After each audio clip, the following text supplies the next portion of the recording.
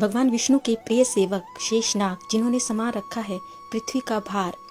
हिंदू धर्म में शेषनाग, वासुकी नाग, तक्षक नाग और कालिया नाग प्रमुख है। सभी नागों में शेषनाग का प्रमुख स्थान है।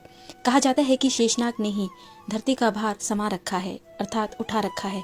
क्या आप जानते हैं कि कौन है शेषनाग, उनका जन्म कब और कैसे हुआ था?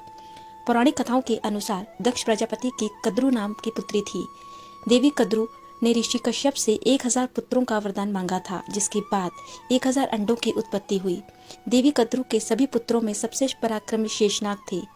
देवी कद्रु को वरदान की वजह से नागों का पृथ्वी पर जन्म हुआ, इसलिए उन्हें नागमाता कहा जाता है, जबकि शेषनाग को अनंत नाम से भी जाना जाता है। भगवान विष्णु की कृपा होने के कारण शेषनाग की बराबरी कोई दूसरा नाग नहीं कर सकता। शेषनाग को भगवान से वरदान प्राप्त है कि सृष्टि नष्ट होने पर भी उनका विनाश नहीं होगा, इसीलिए इनके नाम के आगे शेष लगा है। जब शेषनाग बने पाताल के राजा। धर्म ग्रंथों के अनुसार शेषनाग की माता कद्रु ने उनकी सौतेली माता विनीता से ईर्ष्या के चलते छल किया था। इससे शेषनाग को काफी दुख पहुंचा और वे संसार से विरक्त हो गए, जिसके बाद उन्होंने गंधमादन पर्वत पर तपस्या करने का फैसला किया। उनकी तपस्या से ब्रह्मा जी इतने प्रसन्न हुए कि उन्होंने उन्हें पाताल लोक का राजा बना दिया। हालांकि बाद में उन्होंने भगवान विष्णु का सेवक बनने का निर्णय लिया, जिसके लिए वे पृथ्वी के नीचे जललोक में चले गए। कालांतर में क्षीर सागर में पहुंचने के बाद शेषनाग ने भगवान विष्णु की शैया बनकर उन्हें सेवा दी। आज भी शेषनाग को भगवान विष्णु के सेवक के रूप में जाना जाता है। चित्रों में भी वह भगवान विष्णु शेषनाग पर लेटे हुए नजर आते हैं। भगवान विष्णु के साथ लिए कई अवतार। मान्यता है कि शेषनाग ने भगवान विष्णु के साथ कई अवतार लिए। त्रेता युग में जहां वह राम के छोटे भाई लक्ष्मण के रूप में जमे, वहीं द्वापर युग में श्री कृष्ण के भाई बलराम बने। फन पर उठाए हैं सृष्टि का भार। माना जाता है कि ब्रह्मा जी ने शेषनाग की तपस्या से प्रसन्न होकर उन्हें यह वरदान दिया था कि तुम्हारी बुद्धि सदैव स्थिर रहेगी। पृथ्वी निरंतर हिलती डुलती रहती है, इसीलिए इसे स्थिर करने के लिए तुम अपने फन पर इसे धारण करो। इस वरदान के कारण ही शेषनाग ने अपने फन पर सृष्टि को टिका कर रखा हुआ है।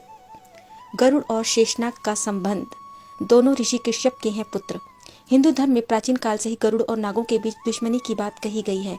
माना जाता है कि गरुड़ और नागों के संबंध शुरू से ही खराब रहे हैं, लेकिन फिर भी वे साथ रहते हैं। नाग और गरुड़ दोनों ही ऋषि कश्यप के पुत्र हैं।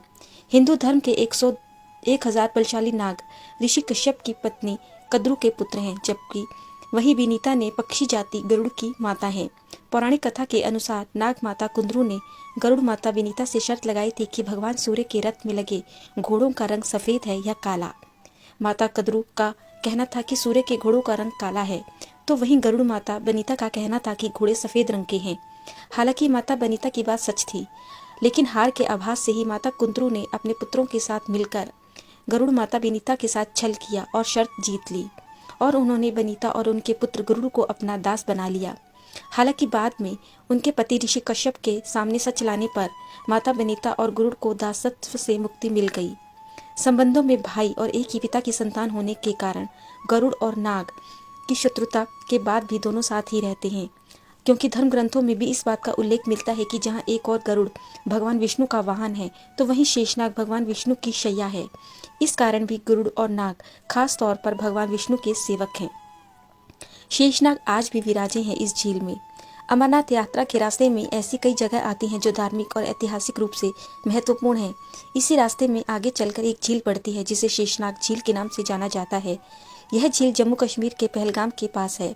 पौराणिक कथा के अनुसार भगवान शिव देवी पार्वती के साथ अमरनाथ यात्रा के लिए जा रहे थे, और अमरनाथ पहुंचने पर वे चाहते थे कि कोई भी दूसरा पार्वती के अतिरिक्त इस कथा को ना सुने, क्योंकि जो भी इस कथा को सुनेगा वे हमेशा के लिए अमर हो जाएगा। इसीलिए उन्होंने अनंत सांपों को अनंतनाग, बैल नंदी को पहलगाम और चंद्रमा को चंदनवाड़ी में ही छोड़ दिया। लेकिन शेषनाग को वे आगे लेकर चले गए और उन्होंने वहां उस झील में उन्हें छोड़ दिया, ताकि कोई भी दूसरा इस झील को पार करके आगे ना आ पाए।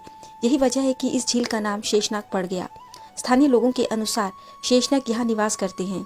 हिंदू धर्म के अनुसार शेषनाग भगवान विष्णु की ऊर्जा का प्रतीक है, जिस पर वे आराम करते हैं। भगवान विष्णु और शेषनाग के बीच का संबंध शाश्वत है।